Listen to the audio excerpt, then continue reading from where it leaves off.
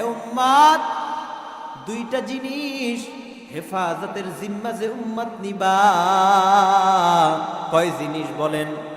কয় জিনিস বলেন? আওয়াজ আসে না, আপনারা কি ঘুমান?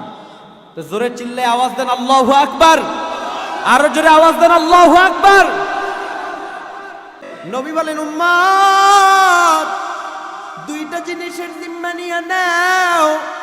এক নাম্বার তোমার লজ্জাস্থান, দুই নাম্বার জবান। এই দুই জিনিস দিয়েই গুনাহ বেশি হয়।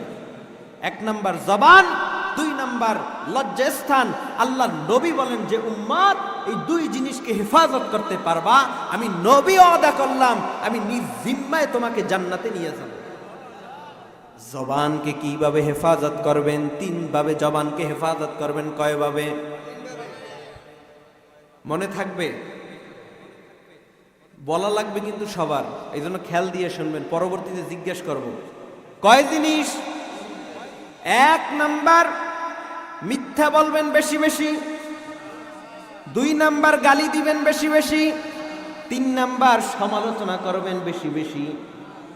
না না, আল্লাহর নবী বলেন জবানটারে তিন ভাবে হেফাজত করো। এক নম্বরে মিথ্যা বলা যাবে না, দুই নম্বরে গীবত শিকায়ত করা যাবে না, তিন নম্বরে গালি দেওয়া যাবে। জোরে বলে না, গালি দেওয়া যাবে। এই তিন ভাবে যদি মুমিন জবান হেফাজত করতে পারো, তুমি সফল।